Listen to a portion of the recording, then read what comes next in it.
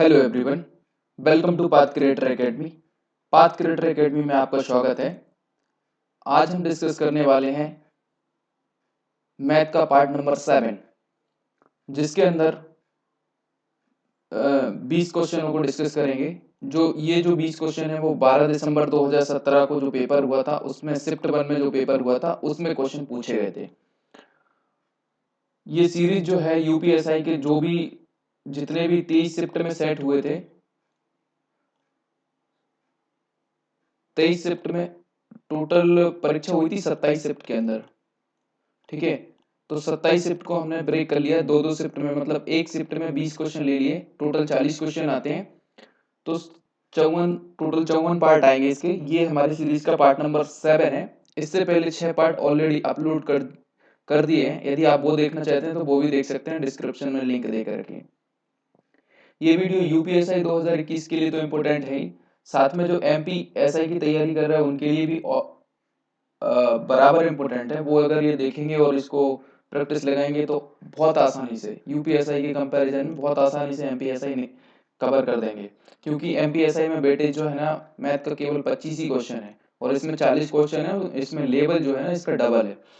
NTPC में जो math का सेक्शन आता है वो भी कवर हो सकता है, जो एसएससी जीडी में क्वेश्चन आते हैं वो भी, और जहां जहां पर मैथ्स पूछी जाती है वो आराम से कवर हो सकते हैं इस वीडियो के माध्यम से। ठीक है, और ये जो यूपीएसआई का रिटर्न एग्जाम होता है उसकी स्कीम दे के रखिए। 4 सब्जेक्ट होते हैं।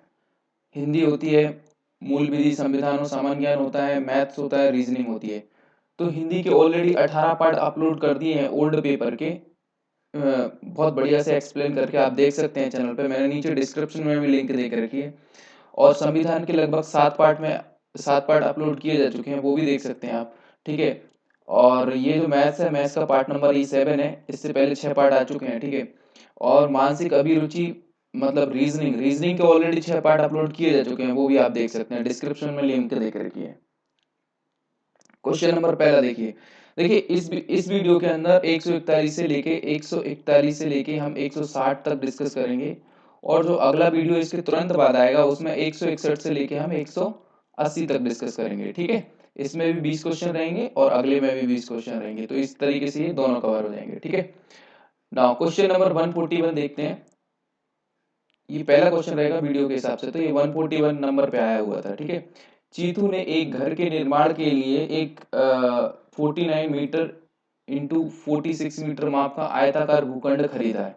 ठीक है, ये रेक्टेंगल टाइप है, एक भूखंड खरीदा है। ठीक है, ये इस तरीके से एक भूखंड, भूमि का टुकड़ा ये लिया है। ठीक है, पहले कदम के रूप में उसने 7 मीटर व्यास और 40 मीटर गहराई का कुआं खोदा। इसी के अंदर उसने 7 मीटर व्यास, अर्ध व्यास लिखा है। तो अर्ध व्यास का मतलब रेडियस 7 मीटर है, ये 7 मीटर है। ठीक है, और 40 मीटर इसकी डेप्थ है। ठीक है, अंदर इस कार्रवाई के दौरान निकाली गई मिट्टी को समान रूप से मैदान में फैला दिया गया। मैदान की ऊंचाई में हुई वृद्धि। अब यहाँ 40 मीटर जो गहरा होगा, उसके इसकी गहराई 40 मीटर है, तो मिट्टी निकली होगी। उस मिट्टी को उसने समान रूप से बराबर बराबर सभी जगह फैला दिया, जितनी जगह थी ना इसे सभी जगह फैला दिया।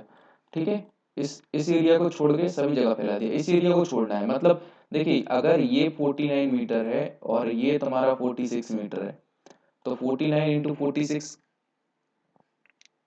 पहले देखते हैं 49 इंटू 46 होगा कितना।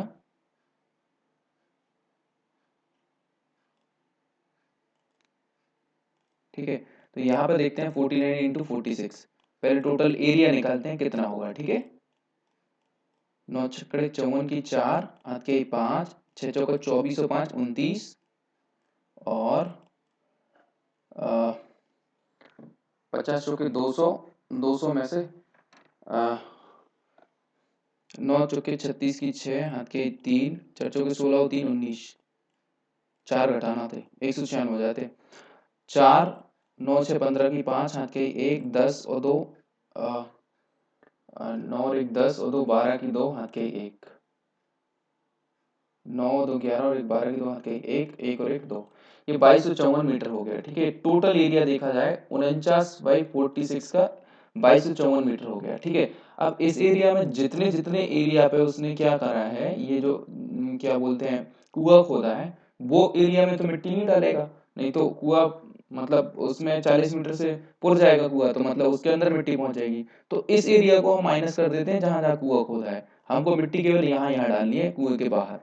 तो ये एरिया निकाल लेते हैं। ये एरिया मतलब एक सर्कल बन रहा है, बन गया, जिसकी आर है, तो सर्कल का एरिया क्या होता है, पाई आर स्क्वायर, मतलब 22/7 इंटू आर स्क्वायर।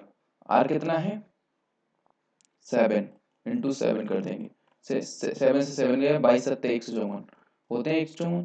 तो ये माइनस कर देते हैं इसमें से।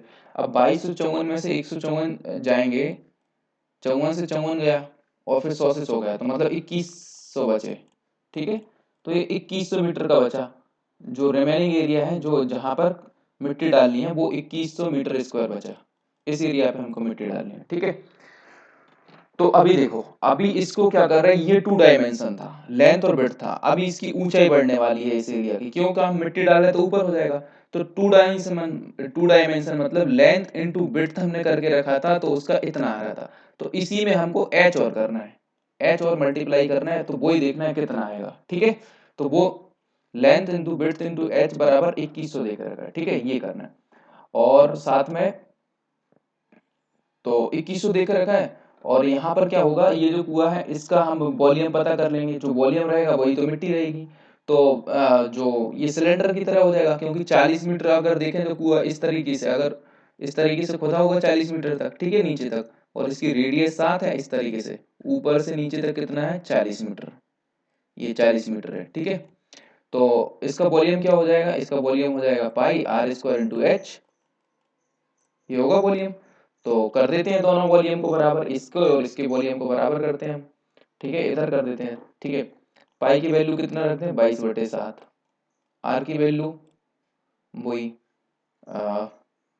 7×7, और एच की वैल्यू एच 40 है। ठीक है, और बराबर में क्या कर देंगे, बराबर में जो ये 2100 मतलब ये तो 2 डायमेंशन का हो गया, प्लस 1 डायमेंशन और जो है एच, वही तो पूछा है एच कितना है। ठीक है, तो ये 7 से 7 कट हो जाएगा, 22×7 = 154 होते हैं, तो इधर 154 × 40 हो जाएगा 154 × 40, या फिर और कट कर लो, 0 से यहाँ पे 0 कट हो रही। ठीक है,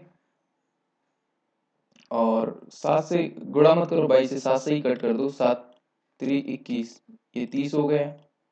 ठीक है, 22×4 और 22 के 88, 88/30, 88 डिवाइड बाय 30 करना है, तो एच की वैल्यू निकल जाएगी 88 डिवाइड बाय 30, और बराबर में चल रहा है एच। ठीक है, तो 30 से कट कर दो, 30×2 = 60, कितना बचा 70×80, 20×8 28 बचा, 0 ले लो 280 हो जाएगा। 2 पॉइंट बस इतना ही निकालो ना, 2.93 के करीब हो जाएगा, बिल्कुल। ऑप्शन नंबर ए करेक्ट है। देखिए, मैं पहले भी वीडियो में बता चुका हूँ, जो पहला क्वेश्चन रहता है वो हमेशा लेंदी रहता है, पता नहीं वो इतना लेंदी क्यों डालते हैं, ताकि स्टूडेंट का टाइम वेस्ट हो, इसलिए पहला क्वेश्चन हमेशा थोड़ा सा लंबा रहता है। ऐसा कभी सिंपलीफिकेशन का कभी क्वेश्चन नहीं आएगा, वो सिंपल कोई क्वेश्चन नहीं आएगा पहला, पहला दूसरा हमेशा इतना लंबा देंगे। बाद में बीच में आप देखेंगे, लास्ट में देखेंगे तो वो लगभग 10-10 5-5 सेकंड के क्वेश्चन आ जाते हैं, कभी कुछ क्वेश्चन आते हैं, बट पहला क्वेश्चन हमेशा लेंथी रहेगा। ठीक है, मैं पहले भी बता चुका हूँ ये चीज। क्वेश्चन नंबर 142 देखो, एक छात्रावास में 50 विद्यार्थी हैं। ठीक है, 50 स्टूडेंट है। अगर छात्रों की संख्या में 10 की वृद्धि होती है, कितने की, 10 स्टूडेंट की वृद्धि होती है, तो रख रखाव खर्च है ना 40 रुपए पर डे बढ़ जाता है, जबकि प्रति व्यक्ति औसत रख रखाव 4 खर्च में 4 की कमी आ जाती है। अगर 10 स्टूडेंट आ जाते हैं, तो रख रखाव में कितना 40 रुपए प्रतिदिन बढ़ जाता है। ठीक है, और ओवरऑल देखा जाए तो 4 रुपए की कमी आती है, क्योंकि स्टूडेंट बढ़ गए ना आप, तो चीजें शेयर भी कर रहे होंगे। ठीक है, तो ओवरऑल तो कमी आ रही 4 रुपए की, बट क्या होता है, जो पर डे चार्जेस है ना, वो 10 रुपए की वृद्धि हो जाती है। तो शुरुआत में छात्रावास का प्रतिदिन मूल खर्च कितना है, तो हम मान लेते हैं मूल खर्च जो था, उसको हम मान लेते हैं पहले एक्स था। ठीक है, एक्स था पहले, और 50 स्टूडेंट थे, और अभी क्या हो रहा है, 4 की कमी हो रही। कब हो रही 4 की कमी, जब क्या हो रहा है, उस एक्स के अंदर 40 स्टूडेंट और आ जा रहे हैं। ठीक है, तो अभी हमारे स्टूडेंट कितने हो जाए, नहीं, 40 की वृद्धि हो रही, 40 रुपए की वृद्धि हो रही, जब क्या हो रहा है 10 स्टूडेंट और जा रहा है। आ जा रहे हैं, मतलब 50 की जगह कितने हो जा रहे हैं अब 60। और ओवरऑल कितना हो रहा है, ओवरऑल में 4 रुपए की कमी हो रही है, वही तो देख रखा है, ये 4 की कमी हो रही। बस इसको सॉल्व कर ले, आंसर हो जाएगा। ठीक है, तो कैसे सॉल्व करेंगे, तो 5 6 का 30 मतलब 300, हम एलसीएम ले लें इसका। ठीक है, एलसीएम ले लिया, 0 से 0 कट हो जाएगी, ये 6x हो जाएगा, माइनस 6 से 6 काटेंगे, एक 0, ये 5 आ जाएगा इधर, और 5 का इधर x प्लस 40 में गुणा हो जाएगा। ठीक है, और बराबर में देके रखा है आपको 4। ठीक है, ऐसे ही कुछ। अब इसको सॉल्व कर लीजिए, 6x ये हो गया, माइनस का 5x हो जाएगा, और माइनस का 40 पंचे 200, 200 हो जाएगा। ठीक है, और बटे में 300, और बराबर में 4। ठीक है, 6x में से 5x गया तो x बचा ओनली, और माइनस 200, और बराबर में जो है 4 3 1200 ही हो जाएंगे। ठीक है, 1200, 1200, 1200। ठीक है, ये कुछ नहीं है, तो x बराबर क्या हो जाएगा, अगर 200 को साइड भेजेंगे तो x बराबर हमें मिलेगा 1400। तो मतलब पहले कितने स्टूडेंट थे, 1400, और 50 रुपए क्या हो रहा था, छात्र नहीं, पहले क्या उनका वो था, मूल खर्च था 1400 रुपए, और क्योंकि 50 विद्यार्थी थे, फिर 10 और आ जाते हैं तो उनका खर्च कितना हो जाता है, 40 की वृद्धि हो जाती है। तो रख रखाव में कितने की, 40 की वृद्धि हो जाती है, जबकि प्रत्येक व्यक्ति में 4 रुपए की कमी आ जाती है।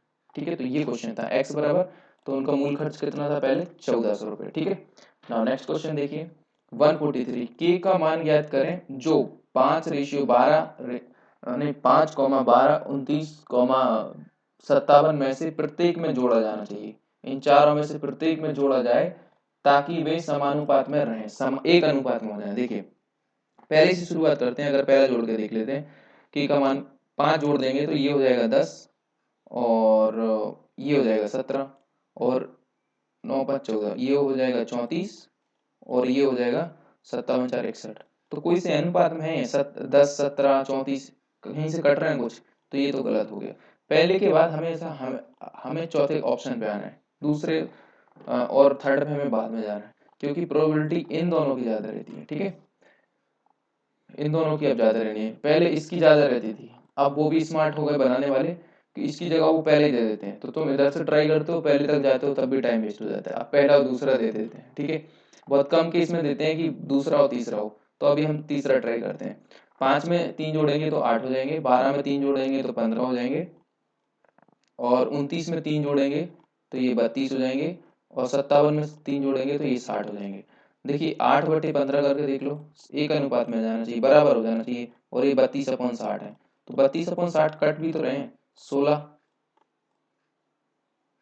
8 कितने से कटा, 16 दूना 2 से कटा, ये 30, 2 से फिर काट दो 8, 2 से काटा 8, 2 से काटा 15, तो देखिए 8:15 में ये आ गया, 8:15 में, तो मतलब 3 जोड़ने से काम बन रहा है, तो ऑप्शन नंबर डी हमारा एकदम करेक्ट आंसर हो जाएगा। ठीक है, नाउ नेक्स्ट क्वेश्चन देखिए, क्वेश्चन नंबर 144 क्या कहता है कि एक विज्ञान मंच में भाग लेने के लिए पंजीकृत छात्रों के एक समूह की औसत आयु 17 वर्ष है।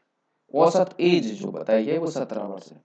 16 साल की औसत उम्र वाले 10 नए छात्र मंच से जुड़ते हैं, 10 नए छात्र और जुड़ जाते हैं, जिससे उनकी वजह से सभी की औसत आयु उम्र कितनी हो जाती है, सभी मतलब इधर बराबर में जो रहते हैं वो सभी की औसत आयु कितनी हो जाती है, 16.5 हो जाती है, साल में परिवर्तित हो जाती है। छात्रों की प्रारंभिक संख्या ज्ञात करें जिन्होंने जिन्होंने मंच के लिए पंजीकृत किया है। ठीक है, तो मान लेते हैं अगर 17 आयु है तो ऊपर रखना पड़ेगी, एज है ये कुछ भी है, और उनकी संख्या कितनी है, मान लेते हैं वो x थी। ठीक है, पहले उनका एक विज्ञान में भाग लेने के लिए पंजीकृत छात्रों का एक समूह की औसत आयु तो 17x थी, x स्टूडेंट मान लेते हैं तो टोटल 17x होगी। ठीक है, फिर क्या होगा, 10 नए छात्र मंच से जुड़ते हैं, तो x में कितने 10 नए छात्र जुड़ जाते हैं। ठीक है, जुड़ते हैं, जिससे सभी की औसत आयु जुड़ रहा है ना यहाँ पर, तो जुड़ते हैं 10 नए छात्र जुड़ते हैं, तो सभी की 16 साल की उम्र वाले हैं, लेकिन 10 के 10 कितने हैं, 16 साल की उम्र वाले, 16 साल की उम्र वाले कितने 10 नए छात्र जुड़ते हैं। ठीक है, और इधर भी पहले x माने थे और अभी 10 और जुड़ गए, तो ये हो जाती है, तो बराबर में उनकी और सभी की औसत उम्र कितनी हो जाती है 16.5। बस इसको सॉल्व करना है। तो देखिए 17x तो ये हो जाएगा और 16 धाम के 160 और यहाँ पे मल्टीप्लाई करेंगे तो 16.5x और प्लस का 165 इस तरीके से हो जाएगा। ठीक है, अब इधर 17x है और इधर 16.5 है, तो अगर इनको इस साइड ले आएंगे तो ओनली 0.5x बचेगा। ठीक है, और इसको उस साइड भेज देंगे तो 165 में से 160 जाएंगे तो ओनली 5 बचेंगे। बस ये सॉल्व कर लो, इधर से पॉइंट हटाओगे इधर रख दो, 5 से करो, 5 एकम 5 मतलब 10, x बराबर 10। तो एक विज्ञान समूह में औसत आयु, एक समूह की औसत आयु 17 वर्ष थी, उसमें कितने माने थे हमने, छात्रों की प्रारंभिक संख्या ज्ञात करना थी, तो हमने प्रारंभिक संख्या x मानी थी कि माना x लोग हैं और उनकी औसत उम्र 17 वर्ष है, तो x की वैल्यू कितनी आ गई 10। ऑप्शन नंबर सी एकदम करेक्ट आंसर हो जाएगा कि वो 10 लोग थे जिनकी औसत आयु 17 वर्ष थी। ठीक है, ना क्वेश्चन नंबर 145 देखिए, एक दुकानदार 300 रुपए में कुछ सामान खरीदता है। ठीक है, उसका उपरिव्यय उसके लागत मूल्य का 20% है। उपरिव्यय मतलब और एक्स्ट्रा खर्च उस पर हुआ, जो खर्च वो 20% है। तो 30% लाभ कमाने के लिए किस कीमत पर उसे बेचे। अगर देखिए 300 रुपए की कोई चीज है और उस पर 20% और खर्च हो गया, तो 20% और खर्च हो गया मतलब 300 का 20% 60, तो 360 रुपए की पड़ी उसे। अब इसी पे उसको चाहिए कितना 30% का लाभ। 30% का लाभ मतलब 100 में 30 जोड़ दीजिए, 130% निकाल लीजिए इसका। अगर 360 का 130% निकालेंगे तो 13 13 छिंग 78 की 8 हाथ के ही साथ, देखिए पहले 468 हो जाएगा, 8 लास्ट में आ रहा है ना, लेकिन हम पूरा कर लेते हैं। ये 0 से 13 छिंग 78 की 8 हाथ के साथ 13 ती 39 39 और 40 से 46 1468। ठीक है, ऑप्शन नंबर सी एकदम करेक्ट आंसर हो जाएगा। ठीक है, बहुत कम टाइम टेकन था ये। 146 देखिए, 4800 रुपए का 16.2/3%, 16/23% का 0.25% का मान ज्ञात करें। तो सिंपल है, बिल्कुल इसी जैसा बोल रहा है बिल्कुल वैसे ही तरीके से लिखो, कोई ज्यादा डिफिकल्टी नहीं है। का मतलब होता है गुणा, 16 3 48 50/3, और इससे वैसे शॉर्ट में लिखा जाए तो 1/6 भी लिख सकते थे, 50 दूना 100 होता है, 1/6 होता है ना, ये सब कट जाएगा, 1/6 ही बचेगा, इंटू 0.25%। परसेंट तो मतलब 0.2 ही होता है। ठीक है, लेकिन इसे पॉइंट को हटाना है तो 2 जीरो और रखना पड़ेगी। ठीक है, तो 25 चौके 100, इधर 4 आ जाएगा और इधर ये आ जाएगा, 50 दूना 100 मतलब 3 दूना 6 हो गए। ठीक है, और इन दो जीरो से हम इन दो जीरो को भी काट सकते हैं। ठीक है, तो 3 दूना 6 चौका 24, 24 बटे में 48 के बटे में 24, 24 दूना 48। ऑप्शन नंबर ए एकदम करेक्ट आंसर हो जाएगा। ठीक है, नाउ नेक्स्ट क्वेश्चन देखिए, क्वेश्चन नंबर 147, 0.9 0.48 और 0.525 का महत्तम समावर्तक, मतलब आपको HCF निकालना है। हमको HCF निकालना हो चाहे हमको LCM निकालना हो, हमें सबसे पहले क्या करना पड़ती है, इन पॉइंट को नंबरों में कन्वर्ट करना पड़ती है। तो नंबर में कन्वर्ट करने के लिए क्या करें हम, 0.9 है, इसे नंबर में कन्वर्ट करने के लिए 10 से मल्टीप्लाई कर दें तो ये 9 हो जाएगा, नंबर में कन्वर्ट हो गया। लेकिन हम 10 से मल्टीप्लाई इसे करेंगे तो ये तो फिर भी पॉइंट में रहेगा, 4.80 आएगा, और ये भी पॉइंट में रहेगा नहीं। तो हम कुछ ऐसे नंबर से 10 की जगह कुछ बड़ी संख्या से करते हैं ताकि तीनों नंबर में आ जाए। तो अगर हम 100 से करेंगे तो ये और ये कन्वर्ट हो जाएगा, ये बचा रहेगा। तो हम क्या करते हैं 1000 से गुणा करते हैं तीनों में। तो इसमें 1000 से गुणा करेंगे तो ये तो हो जाएंगे 900 और ये हो जाएगा 480, और तीसरा नंबर जो है वो हो जाएगा 525। 525 ठीक है, 1000 से मल्टीप्लाई कर दिया हमने सभी में। ठीक है, 1000 से। और महत्तम समावर्तक निकालने के लिए हम क्या करते हैं, महत्तम समावर्तक मतलब क्या, जो ऊपर की संख्या है उसका महत्तम समावर्तक और जो नीचे की संख्या है उनका एलसीएम। ठीक है, ऐसे ही करते हैं ना। तो ऊपर की संख्या जो 900 है और 480 और 525, इनका तो महत्तम समावर्तक निकाल लीजिए। देखिए 900 का निकालते हैं पहले, 900 का कैसे निकालेंगे, 2 से कट करा 450, 2 से कट किया 2 2 जा 4 2 5 2 2 5, 3 से कट किया 3 7 जा 3 5 जा 3 से फिर कट किया, 3 2 जा 6, 3 5 जा, फिर 5 से कट करेंगे, 5 5 जा, ठीक है, और 5 फिर कट हो रहा है ये, तो ये आ गया 2 2 3 3 5 5, ये आ गया, ठीक है। अब 900 की जगह 480 का भी करना है तो 480 का भी करिए इसी तरीके से, 240 बचेगा, 240 240, 2 से कट करेंगे 120, 2 से कट करेंगे 60, 2 से कट करेंगे 30, 2 से कट करेंगे 50, 3 से कट करेंगे 5, 5 से कट करेंगे 1, 2 2 2 2, 1 2 3 4 5, 5 टाइम्स 2, 1 टाइम्स 3 एंड 1 टाइम 5, ठीक है। अभी और क्या बचा, 525, तो 525 को भी करते हैं, 525 को भी, उसका भी HCF निकालते हैं, 5 से कट करेंगे, 5 बन जा 5 और 5 5 जा 25, 5 से फिर कट करेंगे, 5 2 जा 10, 5 बन जा, 3 से कट करेंगे 3 7 7 1, ठीक है, ये हो गया 5 5 3 7। तो देखिए 7 तो वैसे इसमें नहीं आया, इसमें नहीं आया, तो ये होगा नहीं, सबसे ऊपर से देखते हैं, 5 इसमें आया, तो 5 इसमें भी आया, तो 5 इसमें भी आया, ठीक है, तो 5 तो हमारा ये कॉमन हो गया, फिर 5 आया है लेकिन वो इसमें नहीं आया, फिर इसके बाद क्या आया, अच्छा 3 आ गया, फिर 7 आ गया, 3 इधर आया, तो 3 इसमें भी आया और 3 इसमें भी आया, ठीक है, तो 3 आया, सॉरी, तो इसके अलावा कुछ भी कॉमन नहीं आ रहा, 5 और 3 के अलावा कुछ और कॉमन आ रहा है, नहीं आ रहा, तो 15 आ जाएगा हमारा क्या, HCF, और नीचे हमारा क्या है 1000, है कि नहीं, अगर 1000, ये 1000 है, तो 1000 का एलसीएम 1000 आएगा, ठीक है। अब 15 को क्या करेंगे, कट कर देंगे, 5 3 15 हो रहा है कि नहीं, और 5 दूना 10, 3/200 आ रहा है, तो ऑप्शन नंबर सी आंसर हो जाएगा, क्या नहीं, 3/200, ऑप्शन नंबर सी एकदम करेक्ट आंसर है, ठीक है ना। क्वेश्चन नंबर 148 देखिए, एक कार्यालय में काम को करते हुए n व्यक्ति वह काम 60 दिनों में पूरा करते हैं। तो देखिए पहले भी मैंने वीडियो में बताया, पिछले वीडियो में लगभग दूसरा तीसरा वीडियो होगा, उसमें मैंने जब भी एक काम वाले क्वेश्चन आते हैं वर्क हाउस वाले, तो उसमें 2 ब्रह्मास्त्र फॉर्मूले बताए थे उनको, जैसे कि MKD, मजदूर कार्य दिवस, MKD से याद रखवाया था, MKD रखिए, ठीक है, उसमें इधर वैल्यू आएगी, इधर वैल्यू, इधर वैल्यू, इधर वैल्यू, इधर वैल्यू, इधर वैल्यू, ऐसे ऐसे इनका मल्टीप्लाई ऐसे ऐसे हो जाएगा, ठीक है, पहला तो ये।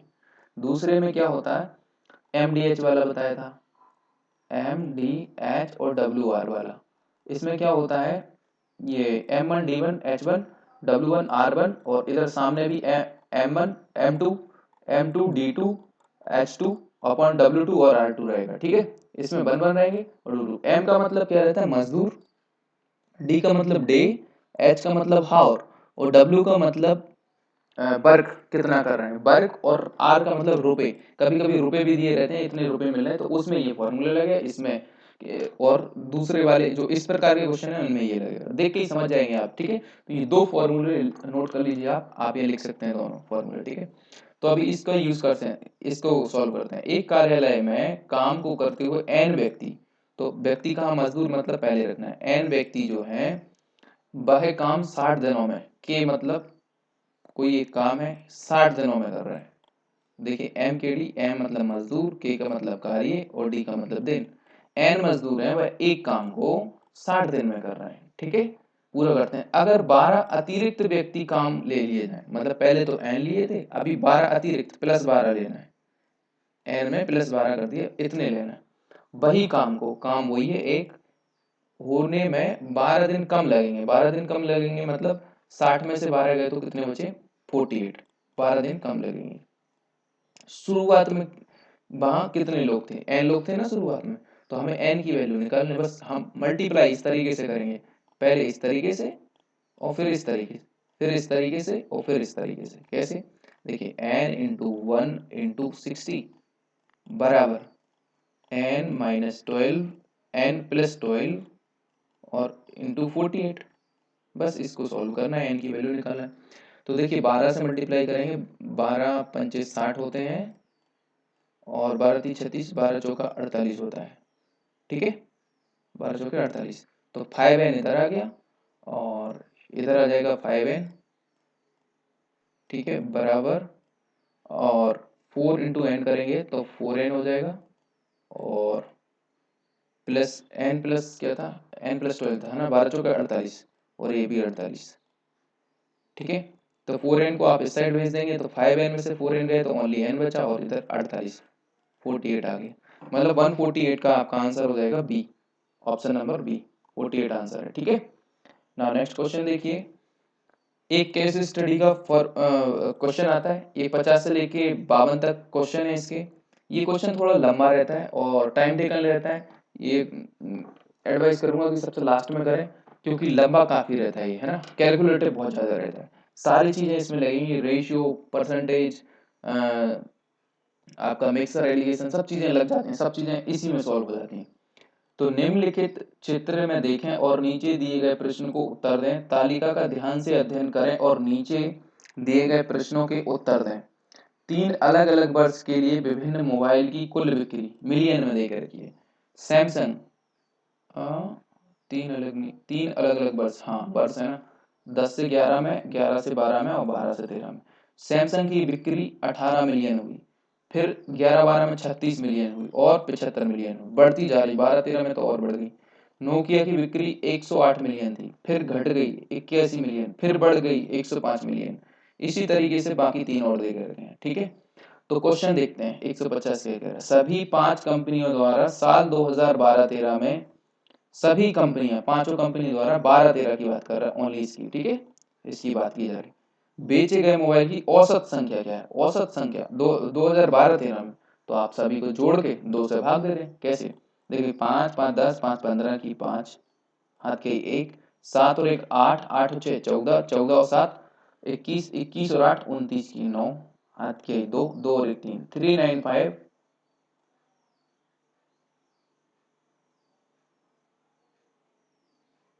395 डिवाइड बाय 2 करेंगे, ठीक है, 2 क्यों करें, 1 2 3 4 5 है ना, 5 से डिवाइड कर देंगे, 5 से डिवाइड करेंगे, 5 सत्ता 35, 4 बचा, और 5 नाम 45, कितना है 79, 79 कहाँ पर है, ऑप्शन नंबर डी हो जाएगा, मतलब 12-13 में सभी बेचे गए मोबाइल की औसत संख्या क्या हो जाएगी, औसत संख्या देखे तो 79 हो गई, ठीक है। नाउ नेक्स्ट क्वेश्चन देखिए, क्वेश्चन नंबर 151 क्या कहता है, कितनी कंपनियों में वर्ष 2010-11 की तुलना में वर्ष 2011-12 में बेचे गए मोबाइल की संख्या में कम से कम 50% की वृद्धि या कमी हुई है, या तो 50% की वृद्धि हो, बढ़ जाए मतलब, ठीक है, और या 50% की कमी हो जाए। तो सारे के सारे हमें 10-11 और 11-12 चेक करना है, ये 10-11 और 11-12 इधर ही चेक करते हैं, हम इसको इरेज करते हैं, क्योंकि नहीं तो बाकी जगह हो नहीं पाएगा। कैसे करेंगे, देखिए 18 से लेके 36%, तो अगर पहले की बात करें तो सैमसंग की बात करें तो इसमें तो 100%, इसमें तो 100% की वृद्धि हुई, कितने की हुई, 100% की, 18 से सीधा 36 हो गया, ठीक है। हमें तो क्या चाहिए था, 50% की कमी है वृद्धि, कितनी कंपनियों में बताना है, तो सैमसंग में तो 100% की वृद्धि हो रही, ठीक है। नोकिया में देखें, देखिए 108 से 81 हो गया, मतलब घटी, कितनी घटी है, 108 से 81 हो गया, मतलब 9 10 19, 19 9 8 17 27 37, सॉरी 9 और 10 19, 19 और 8 20 28, ठीक है, नहीं 108 में से देखिए 9 जोड़ेंगे तो आपके 90, और 10 100 और 8 9 8 17 के साथ हाथ के 1 27, है ना, तो 27 की कमी हुई, तो 27 की कमी हुई 108 पे, कितने पे, 108 पे, और इसका परसेंटेज निकालना है, ठीक है, परसेंटेज निकाल लीजिए, 9 3 27, 9 1 9, 9 2 9 18, 3 चौका 12, 4 से करेंगे तो ये तो 25%, तो ये तो 25% आया नोकिया, 25% की कमी हो रही, वो भी बढ़ोतरी नहीं हो रही, 25% की कमी, तो ये तो हमारी अकाउंट में नहीं, हमें तो 50% कम या ज्यादा लेना है, तो ये 25% को नहीं लेंगे। अब सोनी में देखते हैं, सोनी में इधर देखते हैं क्या हो रहा है, सोनी में 24 से 32 हुआ, मतलब 6 और 2 8 बढ़ा, कितने से बढ़ा, 24 से बढ़ा, तो इसमें क्या हुआ, 8 3 24, 100/3, मतलब 33% की क्या हुई, 33% की वृद्धि हुई, तो इसको भी नहीं लेना हमको, नोकिया को भी नहीं लेना, सोनी को भी नहीं लेना। क्यों? क्योंकि इसमें तो 33.3% की वृद्धि हुई, सोनी में 24 से 32 हुआ, और इसमें 25% की गिरावट आई, इसको भी नहीं लेना। हमें 50% से ऊपर और या 50% से नीचे वृद्धि और कमी वाले लेना है। ठीक है, अब ब्लैकबेरी देखते हैं। इधर 28 है और इधर 42 है, तो 28 2 30 और 10 40 और 2 42 14, मतलब 14 की वृद्धि हुई 28 से। 28 से कितने 14 की वृद्धि हुई तो भी 42 हुए ना। जो वृद्धि है वो ऊपर, जो बेस पॉइंट है जहां से वृद्धि हुई नीचे, इंटू 100, तो 14 दूना 100, 2 से कट किया तो मतलब 50% आ रहा है। तो इसमें 50% की क्या हुई, वृद्धि हो गई। ठीक है, और डायरेक्ट भी आप कैसे निकाल सकते हैं, जैसे 14 28 का आधा कितना होता है, 14, 28 का आधा 14 होता है, 14 को जोड़ दीजिए, 14 दूना 28, 14 3 42 हो जाएंगे, मतलब ये 50% की वृद्धि हो रही है। माइक्रोमैक्स में देखते हैं, माइक्रोमैक्स में 34 है, 34 से कमी हो गई 17 की, कितने की हो गई कमी, 17 की। जो कमी या वृद्धि हो गई वो ऊपर, जो बेस पॉइंट है वो नीचे, जितने से कमी या वृद्धि हुई, और इंटू 100, 17 दूना 34, मतलब 50% की इसमें कमी हो गई। तो इसमें 50% की वृद्धि, इसमें 50% की कमी, और जो पहला वाला था उसमें 100% की वृद्धि। तो तीन, ब्लैकबेरी, माइक्रोमैक्स और सैमसंग ऐसी कंपनियां हैं जिसमें 50% की वृद्धि या कमी हुई। तो कितनी कंपनी है, 3। ऑप्शन नंबर सी आंसर हो जाएगा। ठीक है, ना क्वेश्चन नंबर 152, एक सैमसंग, नोकिया, सोनी, ब्लैकबेरी और क्रमशः माइक्रोमैक्स मोबाइल का औसत उत्पादन खर्च, क्रमशः उत्पादन खर्च जो है ना वो 5,000, 4,000, 3,000, 2,000 और 1,000 रुपए है। सभी वर्षों को मिलाकर प्रति मोबाइल औसत खर्च कितना होगा। देखिए ये 5 कंपनियां हैं, 1 2 3 4 और 5 कंपनियां हैं। मोबाइल का औसत खर्च जो है सभी मोबाइलों का, तो इनको सभी, पहले सैमसंग भी निकाला है, नोकिया भी निकाला है, सोनी भी निकालना है और ब्लैकबेरी भी निकाला है, माइक्रोमैक्स भी निकालना है। उनका औसत खर्च जो रहेगा, जैसे पहला सैमसंग है, जितना भी आएगा उसमें 500, फिर इसमें 400, फिर इसमें नोकिया जितना है 300, और बटे में जितने मोबाइल हैं बटे में वो, तो सभी वर्षों का औसत खर्च निकल आएगा। ठीक है, ये करना है।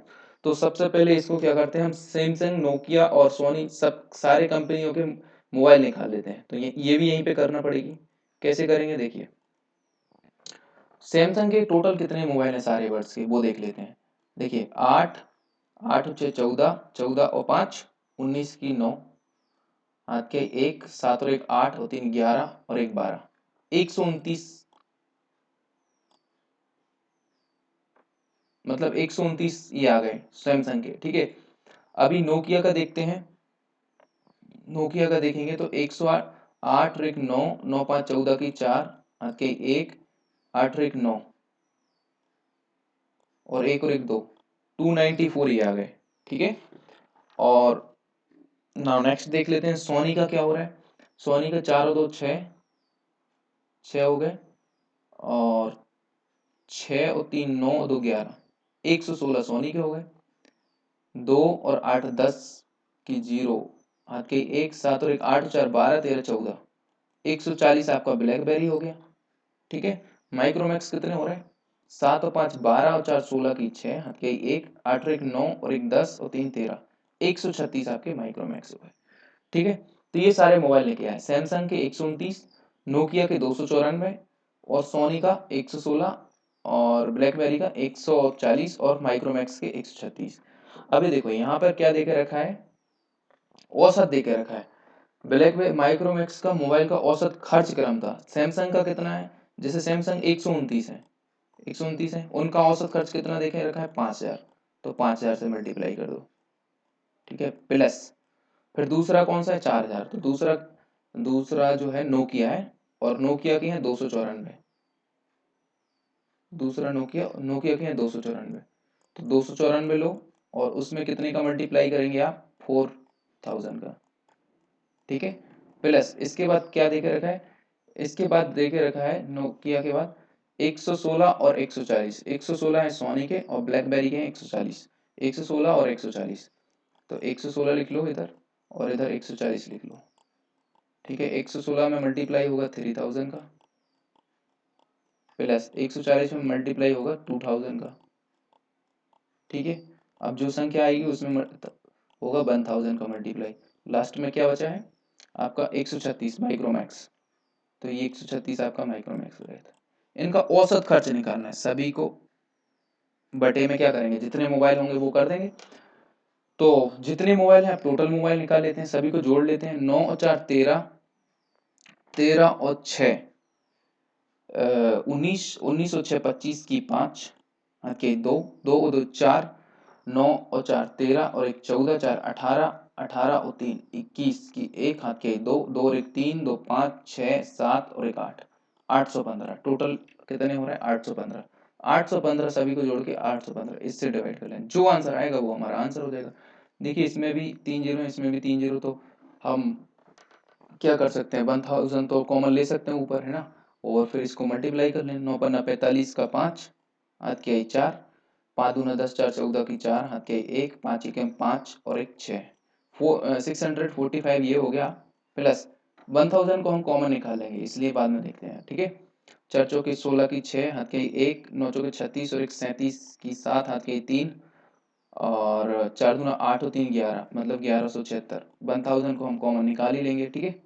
प्लस 3 से 116, 348 हो जाएंगे, 16 दूनी 32, 16 तीन 48, 348 हो जाएगा, 116 दिया 348, प्लस प्लस ये कितना है 140 इंटू 200, मतलब 14 दूना 28 और 1 जीरो 280 हो जाएगा। एक 1000 कॉमन निकाल लेंगे इसमें भी, और इधर कितना है 136 इंटू 1000, तो 136 ही लिख लेंगे, ठीक है। और बटे में कितना है अपना 815, 815 815, और इधर हमने क्या कर लिया 1000 हमने कॉमन निकाल लिया, ठीक है। तो इन सबको जोड़ लो और बाद में 1000 से मल्टीप्लाई कर देंगे, ठीक है। तो 6 8 और 6 14, 14 और 6 20, 20 5 25 की 5 के 2, 3 2 5, 5 8 5 13, 13 4 17, 17 7 24, 24 4 28 की 8 के 2, 2 और 3 2 5, 5 और 3 8, 9 6 15 की 5 हाथ के 1, 1 और 1 2, मतलब ये 2585 आ गया। कितना आ गया 2585, और 3 जीरो रखा था तो 3 जीरो लास्ट में रख दीजिए, और बटे में 815। इसको सॉल्व करना है, हम अपना आंसर हो जाएगा। देखिए 800 से ये 2515 है, अगर 800 का गुणा 3 बार करें तो 2400 होता है, और 15 का गुणा 3 बार करें तो 45, मतलब 2445 होता है। तो वो एक टाइम तो जा रहा है 815, नहीं 3 टाइम्स जा रहा है, 8 3 2415 हो जाएगा। तो 2585 में से 2415 45 घटाएंगे हम, 2445, 2445 घटाएंगे तो 5 में से 5 गए 0, 12 में से 8 4 गए 8, 5 में से 5 गए 0, 2525 में से 2585 है, 2585 में से हमें करना है 8 3 2445, 2445 माइनस करना है, ठीक है।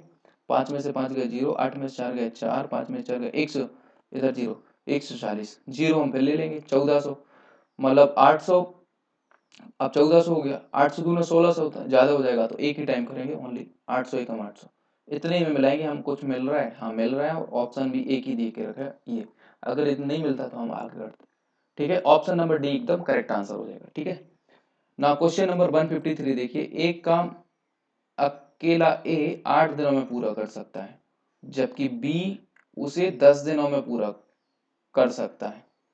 अगर वे दोनों एक साथ मिलकर इस काम को पूरा करते हैं तो इसके लिए उन्हें पारिश्रमिक के रूप में 900 रुपये मिलते हैं, 900 रुपये मिलेंगे। इसमें क्रमशः ए और बी की हिस्सेदारी ज्ञात करें। यह भी ज्ञात करें कि इस काम को पूरा करने में कितने दिन लगेंगे, ठीक है। तो देखिए जब भी कोई भी व्यक्ति काम करता है तो उनकी एफिशिएंसी जो रहती है उसके हिसाब से काम करते हैं, ठीक है। अगर जैसे कोई ए बंदा है उसकी एफिशिएंसी 5 है, 5 काम करता है, और एक बी बंदा है इसने भी 10 दिन काम किया, तो और इसने भी इसकी एफिशिएंसी 8 है, ठीक है, इसकी एफिशिएंसी 5 नहीं, इसकी एफिशिएंसी मान लो तुम 2.5, एफिशिएंसी 2.5 है। और इसने भी 20 दिन काम किया, इसने 10 दिन काम किया, तो इसके कितना काम हो गया, 10 पन्ना 50, और इसने 20 दिन काम किया तब जाके 50 हुआ। तो ये तो 10 दिन में ही निपटा दिया और ये 20 दिन में। तो एफिशिएंसी के हिसाब से कोई भी चीज होती है, तो पैसे इसको कितने मिलेंगे, तो पैसे अगर देखिए काम करने के ये 50 काम किया, 50 काम किया, इसको 50 बराबर एफिशिएंसी के हिसाब से पैसे बटेंगे। जैसे 500 रुपए हैं तो 5 मतलब 5 रेशियो में इसको मिलेंगे और 2.5 रेशियो में इसको मिलेंगे। क्यों? क्योंकि इसने काम तो उतना ही किया ना, और इसने ज्यादा एफिशिएंसी के साथ काम किया, ठीक है। तो एफिशिएंसी के रूप में हम रुपए को हमेशा बांटते हैं। तो इस क्वेश्चन को कैसे करेंगे, देखिए पहले क्या है, ए 8 दिनों में काम कर रहा है, तो ए 8 दिन में कितने, 8 दिन में काम कर रहा है, और इधर जो हम बॉक्स बनाते हैं वो एफिशिएंसी का बॉक्स रहता है सिंपल, और इधर टोटल वर्क मतलब कंप्लीट वर्क आ जाता है, ठीक है। इन दोनों का एलसीएम जो निकालते हैं वो टोटल वर्क में जाता है। बी क्या कर रहा है, 10 दिनों में काम कर रहा है, तो एलसीएम कितना हो जाएगा, 8 और 10 का 40, ठीक है, 40 हो गया। तो 8 पंचे 40 और 10 चौके 40, तो ए की एफिशिएंसी कितनी आ गई, 5, और बी की एफिशिएंसी आ गई 4। अब दोनों को 900 रुपए मिल रहा है, मतलब दोनों की एफिशिएंसी जोड़ा जाए तो 9 आ रही। बस ये 9 रेशियो की वैल्यू दे के रखिए क्वेश्चन में, 900 रुपए। तो एक रेशियो की वैल्यू जो है वो 100 रुपए आ जाएगी, ठीक है।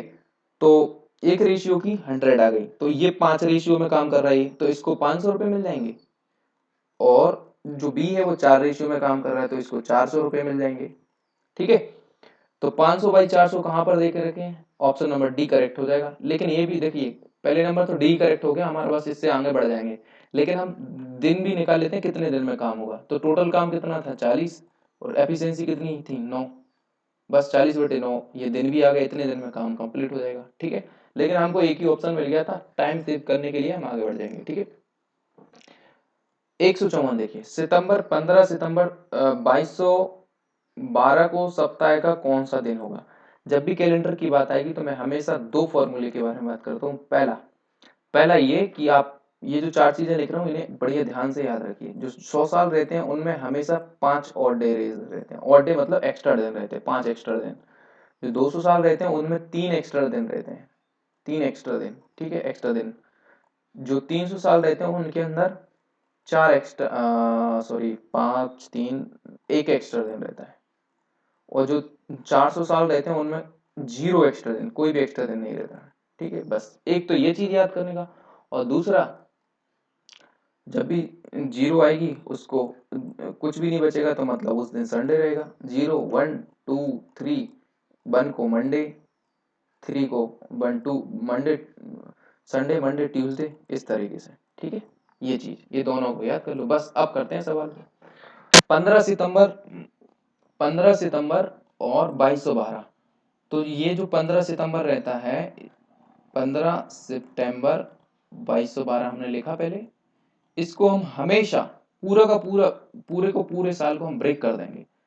2212 को पहले हम तोड़ेंगे 2000 में, इसी खंड में तोड़ना है जिस खंड में हमको पता है, ठीक है। तो 2000 हमने किए पहले, प्लस 2000 क्यों ब्रेक किए, क्योंकि 400 400 4 बार करेंगे, 5 बार करेंगे तो हमारे 2000 होंगे, और हमें पता है सभी में 0 दिन रहते हैं, तो 2000 हो गए। अभी कितने बचे, 212, तो 211 तक करना है, तो हम पहले 200 ले लेते हैं, ठीक है। फिर 11 साल लेते हैं, फिर और जनवरी फरवरी मार्च अप्रैल प्लस मई प्लस जून जुलाई और अगस्त और अक्टूबर, मई जून जुलाई अगस्त सितंबर अगस्त सितंबर के ओनली 15 दिन लेने हैं बस, ये हमें बताना है, ठीक है। ये है 2000, तो 2000 तो 400 का मल्टीपल है, मतलब एक्स्ट्रा डे यहाँ पर बिल्कुल 0 हो जाएंगे, तो यहाँ से लिखना हूँ 0, प्लस यहाँ पे है 200। तो इसे देखिए हर 4 वर्ष में तुम्हारा 200 का, हाँ 200 का तो सिंपल लिखा है ना, ये 3 लिखा है, तो 200 के कितने एक्स्ट्रा दिन हो जाएंगे, 3 प्लस 11। अब 11 जो साल रहते हैं उसमें कुछ लीप ईयर भी आ जाते हैं, तो लीप ईयर का हमेशा हम 2 एक्स्ट्रा दिन रहते हैं, जो नॉन लीप ईयर रहता है उसका 1 एक्स्ट्रा दिन रहते हैं। तो हम 11 में 4 से भाग करके देख लेते हैं, क्योंकि हर 4 साल में आता है लीप ईयर। 4 से भाग देंगे तो 2 बार जाएगा, मतलब आपके 2 तो हैं लीप ईयर, तो लीप ईयर के हम 2 दिन लेंगे, 2 इंटू 2 प्लस हमारे नॉन लीप ईयर कितने हैं, अगर 11 में से 2 गए तो हमारे 9 बचे। इसी 9 में हम नॉन लीप ईयर में तो 1 दिन एक्स्ट्रा रहता है। बस ये 11 का भी सॉल्व हो गया। अब ये मंथ आ रहे हैं, मंथ में सबको पता होना चाहिए, जैसे जनवरी है 31 का होता है। अब इसमें 7 से भाग देंगे तो 7 चौके 28 और इसके बाद 3 बचे रहेंगे, तो ये 3 ही एक्स्ट्रा दिन रहते हैं। तो जनवरी में हमेशा 3 रहते हैं। फरवरी में, अब ये फरवरी ये चेक करेंगे ये लीप ईयर तो नहीं है, अगर लीप ईयर होगा तो फिर 1 एक्स्ट्रा डेज हो जाएगा, अगर नॉन लीप ईयर होगा तो 0 एक्स्ट्रा डेज हो जाएगा। 4 से मैंने भाग दिया, 4 5 20, 2 बचा, 4 5 20 2 बचा, तो ये लीप ईयर है। तो मतलब फरवरी का भी 1 लेना पड़ेगी, जनवरी फरवरी मार्च के 3 लेना पड़ेंगे क्योंकि 31 का होता है, अप्रैल के 2 लेना पड़ेंगे क्योंकि 30 का होता है, जनवरी फरवरी मार्च अप्रैल मई के 3 लेना पड़ेंगे, 31 का होता है, जून के 2 लेना पड़ेगी क्योंकि 30 का होता है, जुलाई के 3 लेना पड़ेगी और अगस्त के 3 लेना पड़ेगी, और सितंबर के 15 ही लेना पड़ेगी क्योंकि 15 ही सितंबर को तो पूछा है। बस हो गया है पूरा। अब हमें जैसे ही 7 होते जाए हम काटते जाएंगे, ये 3 हो गया, ये 3 हो गया और ये 4 हो गया, 2 2 4 प्लस ये 9 हो गया, 9 एकम 9, इधर क्या हो रहा है, 9 एकम 9,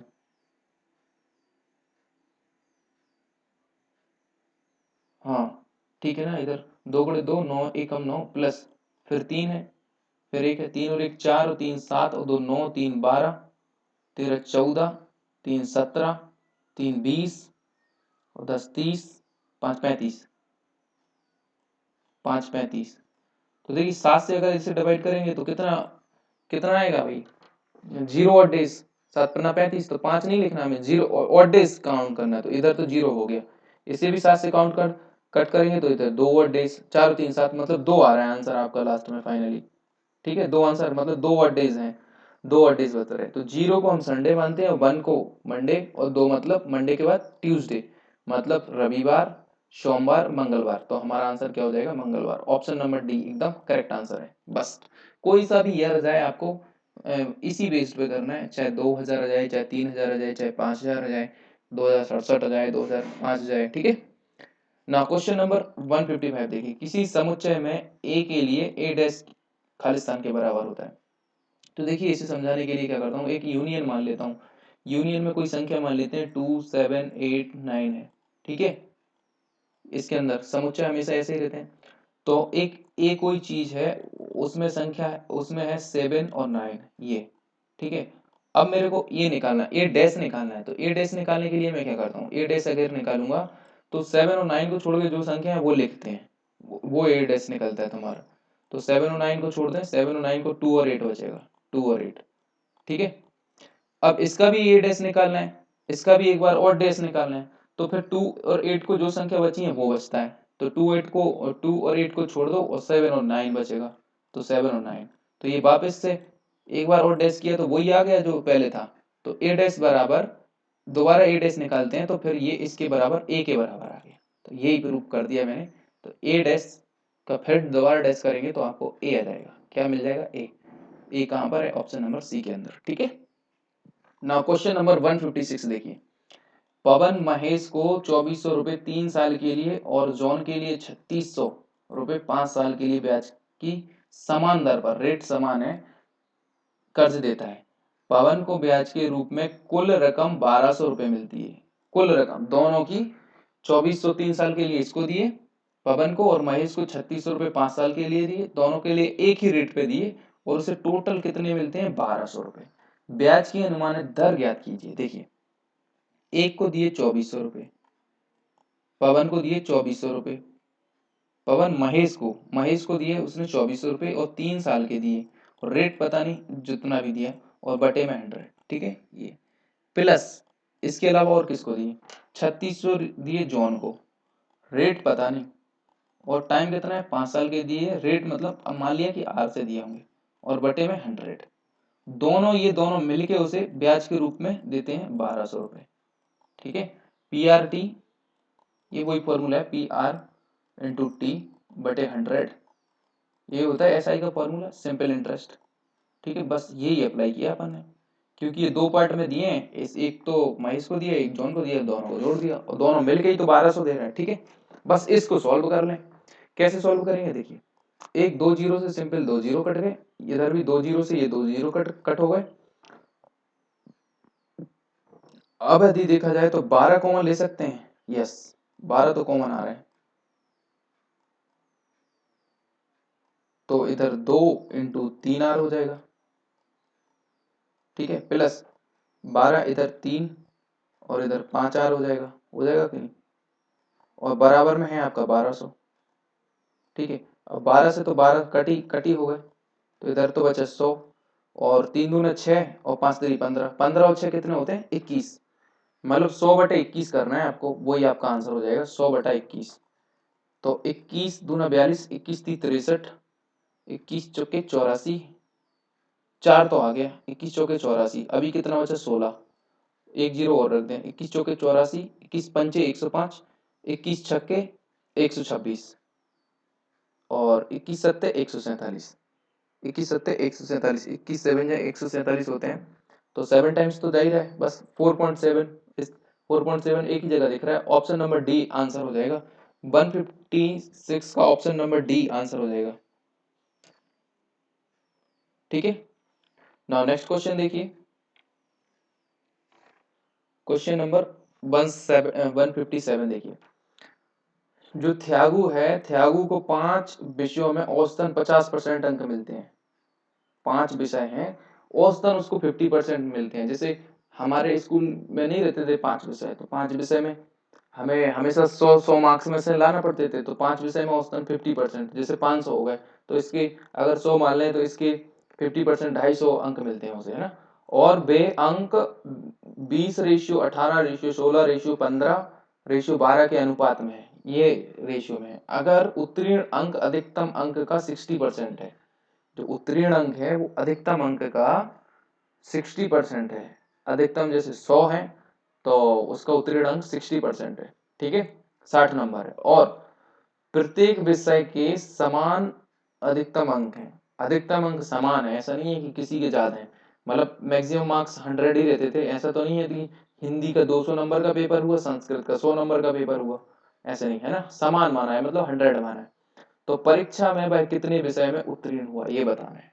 ठीक है, अगर देखिए हम इसमें भी 100 ही मान के करते हैं, जैसे 5 विषय हैं तो मान लिया उसका टोटल कितने का पेपर होगा, 500 का होगा, लेकिन 500 में से 50% औसतन उसको 50% मिले, मतलब 250 नंबर उसके आए हैं, टोटल तो आए हैं उसके 250 नंबर, सब मिला जुला के। ठीक है, अब किस किस रेशियो में आए, देखिए पहला जो है वो 20 रेशियो में आया, तो ये 20 रेशियो कितने का है, सभी का कितना हो रहा है, 4 और 2 6 6 12, 12 और 20 की 0 के 2 2 और 1 3 4 5 6 और 2 8, 80:20 इसी रेशियो में आए। ठीक है, और यही तो निकालना है पहला, ये पहला सब्जेक्ट है, और ये 250 का निकालना है, टोटल 250 आए ना उसके, उसमें से 250 में से ये 20 रेशियो आए 80 में से, तो यही निकालना है। 2 चौके 8, 4 से मल्टीप्लाई कर दो, 4 छिंग 24, एक बचा, 4 दूना 8, और उत्तीर्ण अंक कितना है 60%, तो 100 का 60% 60 होगा, ये इसके 62% आए इधर, तो ये तो हो गए पास, पहले में तो हो गए ये पास। ठीक है, अब दूसरा निकाल देते हैं, तो दूसरा भी ये तुम्हारा 18 और बटे 80, 80 क्यों है, सभी को जोड़ के 80 हुआ, 80 में से 18 पॉइंट आए इनके, और पेपर कितने का था, मतलब टोटल अंक कितने हैं 250। ठीक है, तो यहाँ से कट करो, 0 से 0 कट कर दो, 25 अट्ठे 200 की 0 हाथ की आई 20, 25 एकम 25 और 20 45, 450 अपॉन 8, 8 तेरी 24, 8 चौका 32, 8 पंचे 40, 5 बचा, 8 छिंग 48, ये तो फेल होगा इसमें, है ना, FAIL फेल हो गए ये, दूसरे में फेल। तीसरा देखिए क्या पूछा है, परीक्षा में वह कितने विषयों में उत्तीर्ण रहा, तो एक में तो फेल हो गया, ये तीसरा देखते हैं हम 16 वाला, तो ये 16/80 हो जाएगा, 16 पंचे 80 और 250, 16 पंचे 80 और 5 से, इसमें तो 50% आए, इसमें भी फेल। ठीक है, तीसरा फेल। चौथा इधर 14, 14/80 इंटू 250, 0 से 0, 2 चौके 8, 2 सत्ते 14, 25 सत्ते 175, 175/4, 175/4, 175/4 करना है। 4 चौके 16, एक बचा, और 4 तिरी 12, ये तो 43% है, ये भी फेल, चौथे भी फेल है ना। अब पांचवा चेक करते हैं, 12, 12/80 और अपन 250, 0 से 0 कट हो गया, 25 दूना 50 की 0, हाथ के 5, 25 एकम 25 और 5 30, अपन 8, 8 तिरी 24, 6 बचा, 8, इसमें भी फेल।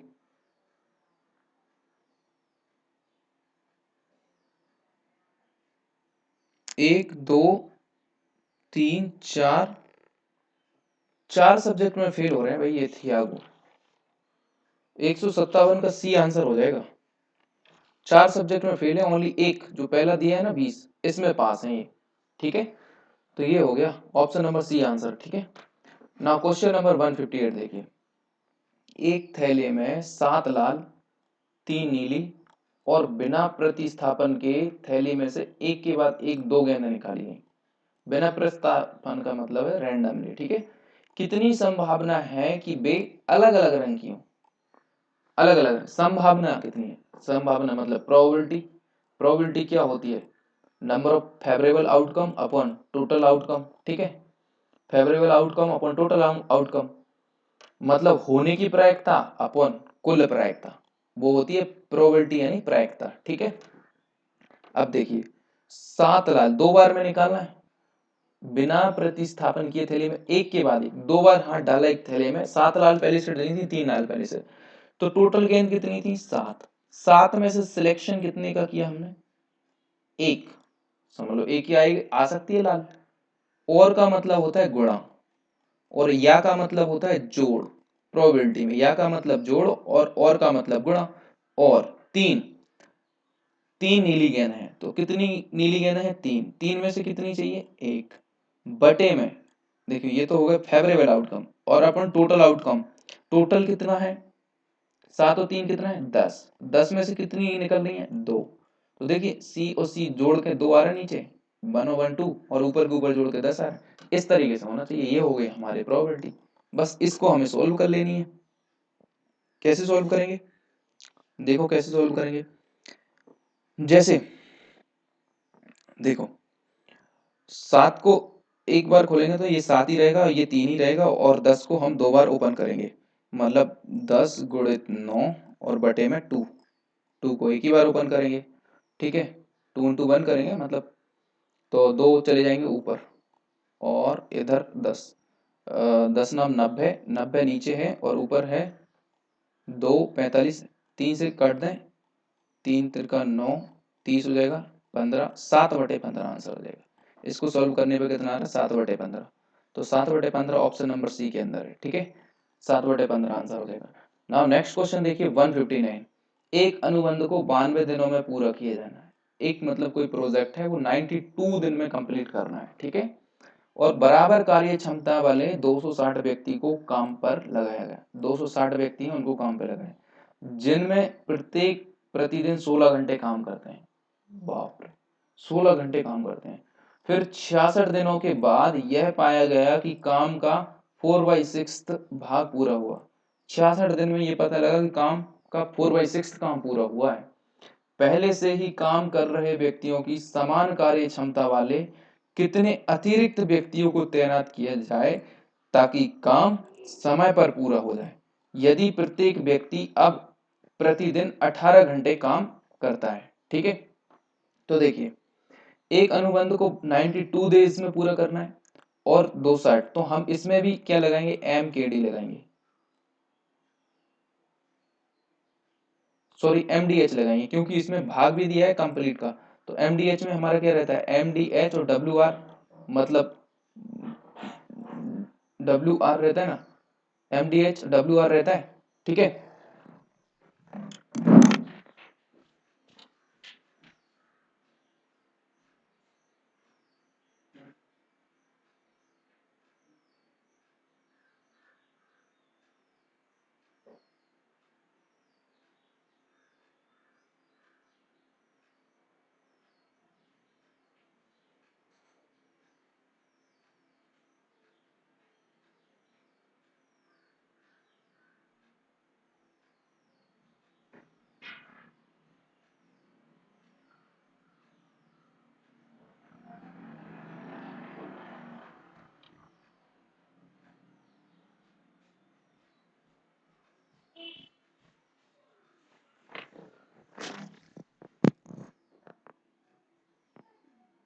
MDH WR, M1D1H1WR बराबर ये M2D2H2WR रहता है। तो पहले क्या बोला देखो, 92 डेज में कंप्लीट करना है, 260 व्यक्ति, M4 मजदूर, तो कितने हैं 260 व्यक्ति, डेज कितने, 66 दिन, टोटल तो 92 दिन में कंप्लीट करना है, पहले 66 दिन की बात कर रहे हैं, तो ये पहले 66 दिन। हाँ, और कितने घंटे काम कर रहे हैं, 16 घंटे, ठीक है। देखो मैंने बताया था ये दोनों फार्मूले बहुत इंपॉर्टेंट है, पिछला वाला फार्मूला उस 2 क्वेश्चनों में पहले लग चुका है और ये दूसरा वाला इधर लग रहा है, ठीक है। तो एक ही पेपर के अंदर और एक ही शिफ्ट के अंदर दोनों फार्मूले लग रहे हैं। बटे W यानी कार्य कितना हुआ, 4/7, ठीक है। फिर दूसरी बार क्या कर रहे हैं, 66 दिन के बाद पता चला कितने व्यक्तियों को तैनात किया जाए समान कार्य क्षमता वाले, तो कितने व्यक्तियों को, कितने व्यक्तियों को मतलब 260 तो पहले से काम कर ही रहे थे, 260 प्लस 260 प्लस मैंने मान लिया कि x व्यक्तियों को और तैनात करो, ठीक है। अब टाइम कितना बचा है, 66 दिन तो हो गए खत्म, टोटल 92 दिन थे, तो अभी दिन कितने बचे, 66 और 4 70 और 20 90 24 25 26 26 दिन बचे। और अब टाइम, अब कितने दिन मतलब कितना टाइम मतलब कितने घंटे काम कर रहा है, पहले 16 घंटा कर रहे थे, अभी अभी 18 घंटे कर रहे हैं, तो 18 घंटे, एच मतलब हावर ही होता है ना, हावर, 18 घंटे, और बटे में काम कितना बचा, 7 में से 4 भाग पूरा हो गया, तो अभी कितना बचा, 3 भाग बचा ना, 3/7, बस इसके बराबर में ये है। अब सॉल्व करना है हमको बस, देखिए 7 से तो 7 कट ही जाएगा बराबर में है तो, ठीक है।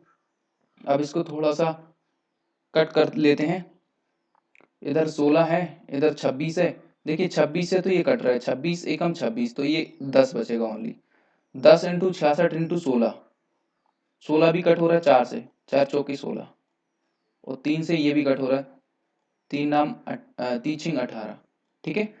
तो 10 गुणित 66 गुणित 4, तो कितना हो रहा है, 10 गुणित 66 गुणित 4 बराबर, इसमें तो कुछ भी नहीं बचा, ओनली 66 तीन 18, 6 बचा है ना, 6 बचा है, तो 6 36 की 6 हाथ के 3, 6 दूनी 12 और 3 15, 6 36 की 6 हाथ के 3, 6 दूना 12 और 3 15, 260 और 1 0, हाँ 1560 प्लस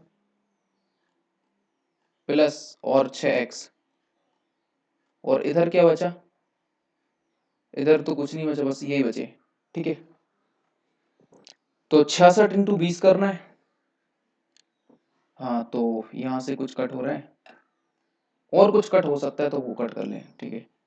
अब यहाँ पे और भी देखिए कट हो रहा था, वैसे अगर 2 से कट कर देते ना तो 2 2 जा 4, 2 3 जा 6, इस तरीके से भी तो कर सकते थे और हल्का हो जाता, तो ऐसे हल्का ही करते हैं, पहले इसे हटाते थे, जितना इजी हो सके उतना करते हैं। बराबर में नहीं लिखा ना तो थोड़ा सा जगह स्पेस की कमी है, अब ये भी इसका भी सॉल्यूशन करना पड़ेगी, स्पेस की कमी है इसलिए ज़्यादा अच्छे से नहीं दिख रहा, देखिए बराबर में है इसलिए ये भी कट गया, तो यहाँ पे ओनली 10 इंटू 2 इंटू 66, 10 दूना मतलब 20 इंटू 66 बचा ना, ओनली 20 इंटू 66 ये बचा, और इधर बराबर में क्या बचा आपका, 3 से मल्टीप्लाई होना है, 26 25 3 75 और छः त्रिक 18 की 8, हाथ की 1, 78 हो जाएगा। 3 दूना 6 और 1 7, 78, 26 थी 78 प्लस 3x, ऐसा बचा। ठीक है, तो ये है 78 और ये है 66 दूना कितना होगा, 6 दूनी 12 के 2, हाथ के 132 मतलब 1320 माइनस 78, 260 भी तो है इधर, जीरो लगा, 280 और बराबर में 3x। ठीक है, अब 780 जब माइनस करेंगे तो 20, 800 और 200, 280, 240, 240 अपन 3 करना है।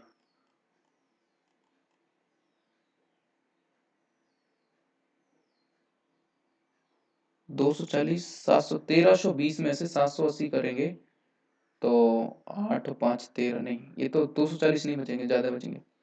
देखिए प्लस 20 करेंगे 800, फिर 200 करेंगे तो 220 और फिर 300 करेंगे, फिर 300 करेंगे और प्लस 20 करेंगे, 300 200 540, सॉरी 540 बचेंगे। कितने बचेंगे 540। अब 3 से डिवाइड करना है, 3 एकम 3, 2 बचा, 3 अट्ठे 24, 0, मतलब x की वैल्यू कितनी आ रही 180। वो 180 ऑप्शन नंबर ए के अंदर है। मतलब कितने कार्य क्षमता कितने अतिरिक्त लोग लगाना चाहिए, 180 अतिरिक्त लोग लगाना चाहिए, तो बराबर 92 डेज के अंदर पूरा काम कंप्लीट हो जाएगा। ठीक है, now question number 160, I think ये लास्ट क्वेश्चन होगा। 72 किलोमीटर पर हावर की रफ्तार से चल रही एक ट्रेन, 54 किलोमीटर की रफ्तार से चल रही एक मोटरसाइकिल। इधर ये लंबी सी ट्रेन जा रही है, इधर एक छोटी सी ये मोटरसाइकिल जा रही है। ठीक है, ट्रेन की रफ्तार है 72 किलोमीटर और मोटरसाइकिल की रफ्तार है 54 किलोमीटर। जब सेम डायरेक्शन में जाती है तो सापेक्ष स्पीड बचेगी कितनी, ये बताइए। 72 में से 54 करें, माइनस 17 3 के 18 3 36 18 3 18 36 18 3 54 18 चौके 72, तो ओनली 18 बचेगा। ठीक है, और 1 किलोमीटर पर हावर में, सॉरी पहले पढ़ लेते हैं क्वेश्चन। किलोमीटर पर हावर की रफ्तार से चल रही है मोटरसाइकिल से 1 मिनट में आगे निकल जाती है ट्रेन। कितने मिनट में, एक ट्रेन की लंबाई बताना है। ओके, तो ये स्पीड हो गई, 1 मिनट में आगे निकल जाती है। पहले तो इस स्पीड को हम कन्वर्ट करते हैं मीटर पर सेकंड में, तो हम 5/18 का गुणा कर देंगे और बराबर में रहता है स्पीड बराबर क्या रहता है, distance upon time, distance upon time. तो डिस्टेंस तो हमें बताना है, मतलब उसकी एक्स मान लेते हैं, उसकी जो लंबाई है उसको एक्स मान लेते हैं और मिनट को हम कन्वर्ट कर देते हैं सेकंड में। 18 मतलब 60 सेकंड में, 1 मिनट मतलब 60 सेकंड। अब यहाँ से कट कर देते हैं, देखिए 5 से तो 5 ही कट रहा है और 6 पंचे 30, 60 गुणित 5 करेंगे तो कितना हो जाएगा, 6 पंचे 30, एक्स की वैल्यू हो जाएगी 300, 300। तो ट्रेन की लेंथ कितनी हो गई, 300 मीटर की हो गई ना ट्रेन। ठीक है, तो ऑप्शन नंबर सी एकदम करेक्ट आंसर हो जाएगा। ठीक है, नाउ इसी के साथ हमारा ये पार्ट भी खत्म होता है। ठीक है, 7 पार्ट खत्म होता है। और अगर आप पाथ क्रिएटर एकेडमी पर नए हैं तो प्लीज़ चैनल को सब्सक्राइब कर लें, और जो लोग नए जुड़े हैं वो बेल आइकन को प्रेस कर लें ताकि रेगुलर अपडेट उनको मिलता रहे।